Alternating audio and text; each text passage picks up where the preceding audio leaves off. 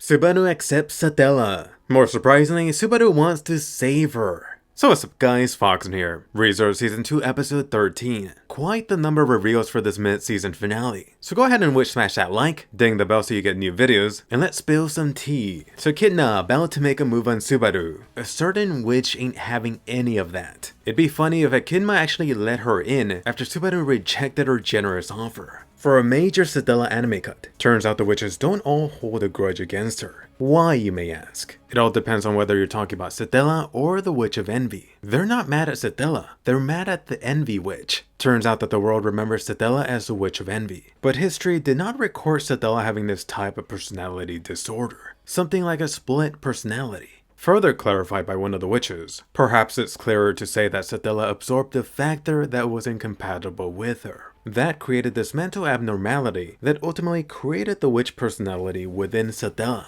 In short, the witch can be seen as two distinct beings, or at least that is a piece of Satella info revealed here. How could the anime cut something so major? But is this really the Witch of Envy? Why is Emilia cosplaying her all of a sudden? Meanwhile, I actually like the look on Echidna not looking too impressed. This is such a weird situation. Could you really blame Subaru for freaking the hell out? The one who gave you this cursed gift? The one seemingly responsible for all your suffering? They're now telling you that they love you. Look on the bright side, Subaru. At least this time it's not a loli. So you got Subaru rejecting all of them. Subaru's completely anti-witch. For Blondie here, interesting how she's pretty much accusing Subaru repeatedly leaving those behind. She specifically focuses on Subaru dying solo, being called more twisted than a witch. Oh, burn. Seriously, there's a lot of details that Subaru needs to uncover about these witches. He still knows way too little about their past actions. For a quick anime cut for Minerva, she was really not a fan of Echidna and her scheming ways, but she found Subaru to be much worse. In fact, she found Subaru to be the direct opposite of herself, which made Subaru a natural enemy for her. Then, for Subaru letting it all out, I freaking love this. His character combined with his voice acting, letting all his pent-up frustration out. Who else could have done what Subaru had done? Hey Subaru, Reinhardt says hi. For a quick anime cut for Subaru, he actually did go out of his way to thank the Ultra Witch for his return by death ability. Without it, he thought he couldn't even protect the fly. Subaru was now completely determined to make progress in the story through trial and error. But hold it right there. Plot twist. This special witch lady doesn't want to see you all bruised up. Not Emilia even tells him to love himself more. So you really have Subaru spilling the tea, outing his mindset and point of view on everything. Subaru has always thought of himself as being this mega loser, someone so weak without any special ability, which is why Subaru has tried to do everything given the return by death ability. He would take all the suffering to save everyone. Oh my god, and I previously thought the Naofumi was the Sekai Jesus. Subaru, you're much more fitting. All of it really spells out at the end. Losing Rem has been a huge factor to why Subaru behaves like he does. He doesn't want to lose anyone, which I may add a bright spot to all of this. Hey, at least Rem is only snoozing. It's not like your autosave has made that irreversible. For a Subaru anime cut here, he felt that the witch in front of him was like deadly poison. Satella's existence was like sweet poison that melted his stiff heart. Then for the frontline from the lazy witch, taking everything by herself? So childish. It's almost ironic how the thought of doing everything yourself would be something that Subaru would think would be much more mature. That just got flipped upside down, and she does have a point. Next witch, some head pats from the Pride Lolly. Subaru, who made you cry? Little girl, are you freaking blind? Subaru sure is popular with the ladies these days, all shapes and ages. Talk about the worst harem ever. For an anime cut about all the witches, there was a mention how each of them was supernaturally powerful. They could each destroy whole nations or perhaps the entire world itself. As for Satella, you got the repeated line, "I love you, Subaru-chan." That Subaru had given her everything, but there was a lot more. So major anime cut, and I don't know why they cut this. Satella claimed that Subaru had given him the light, that Subaru had taken her hand and taught her the world outside. When she was trembling on those lonely nights, it was Subaru that never stopped holding her hand. Whenever she felt lonely, Subaru kissed her and told her she wasn't alone. Subaru had given her so many things. That was why she loved him. Ho, what could this mean? Meanwhile, Subaru didn't understand a damn thing. To him, Satella wasn't any different than Beetlejuice. She was just another person gone mad with love. He hated her. So Subaru said, screw it, I'm out. And it really seems like Subaru did it this time without any hesitation. But didn't Echidna warn him about dying in his mental area? Even Subaru did consider this, that dying here risks his real body becoming this empty potato. Better be careful, Subaru, otherwise Emilia will be the main character in ReZero Season 2 Part 2. Let's get ready to rumble! Some witch on witch action. The best part here was getting the taste of the witch's lost ability. Her lazy ass being a psychic type is so appropriate. Anyway, back to the leaking boy. This actually gave me the feels. Subaru, you should also be on the list of those you save, which is much easier said than done, sweetheart. Next time, how about giving him an overpowered ability? Before the second trial mention, you actually had Subaru being much worse on himself. He thought about the vow that he made to a certain girl to become a hero. He couldn't go back on that. Subaru didn't think of himself as someone that anyone would miss, that he wasn't the type of human worth anything. His entire life was an expendable commodity. Sheesh, dude. Getting to the second trial. Ultimately, you have Subaru's number 1 and 2 coming in, their words helping him to realize his worth. The anime left out Subaru wondering whether it was okay to not want to die, whether it was fine to not want to give up. Holy crap, and I thought Kirito's mind struggle had too much cut out. Let's give a special thanks to Blondie, Subaru getting fixed up for round 2. You really had Subaru changing up his past mindset. Previously, he thought that his only value was the hard results he obtained at the cost of his life. Could a loser like him actually achieve anything worth some value without return by death? Was it fine to think that people actually cared about him? Honestly, I want to hear from you. Don't think the anime has truly gotten across how much a piece of crap that Subaru thinks about himself. Sure, you've gotten some moments about this, but it mostly only comes out when he's already been slammed down.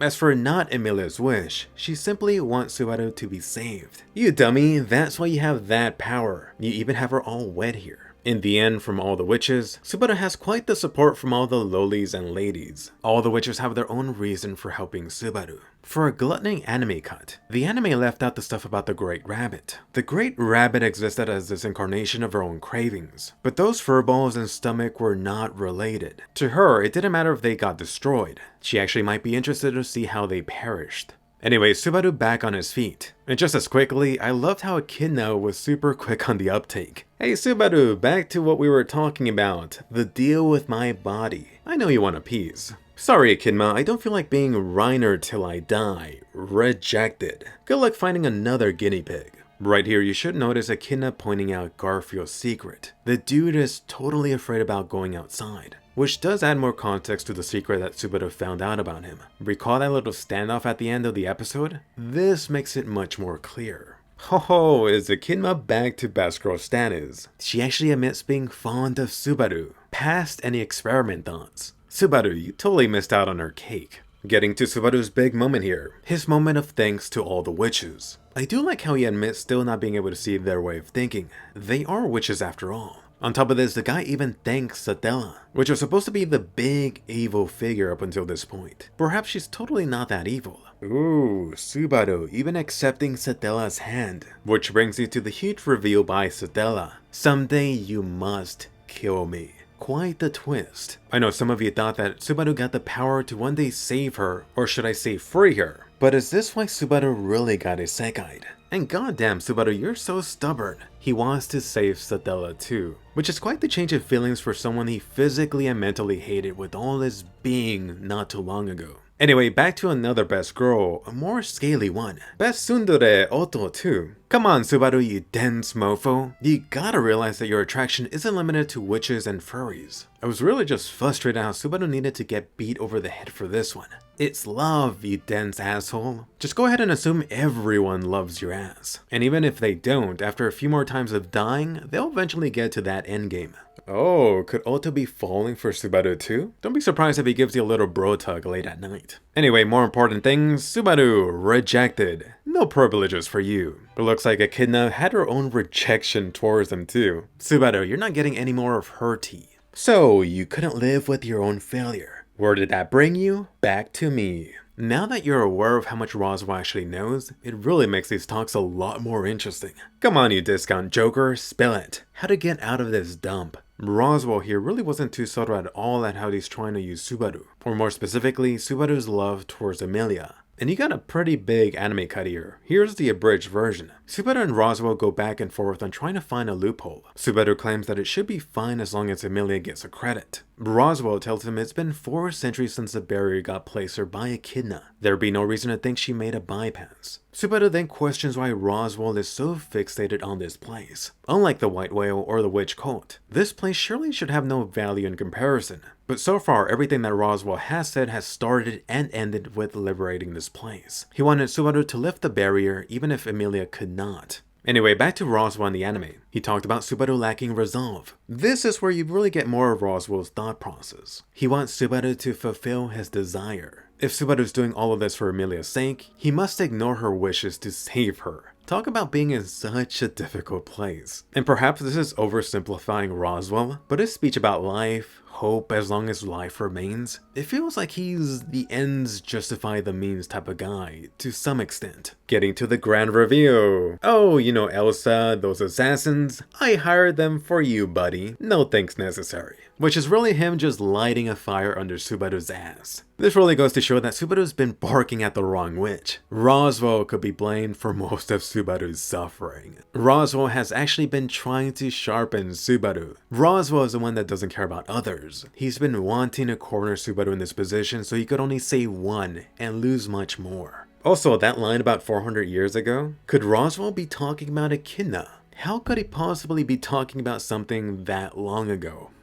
This whole situation, poor Subaru. He had the guy being picked up by the witches, only to be stepped down and broken back down a few minutes later. Notably, you had Subaru doing the ultimate Japanese way of apology, which should be super foreign in this world. Oh silly Subaru, you lost your qualifications? You're begging at the wrong person. Go back to the witch and wag the tail there. You should notice how Roswell very heavily implies knowing Echidna, which should make you wonder how many times has he enjoyed her liquids. Then for the hate topic, Subaru, I don't hate you. Roswell sees hope with him.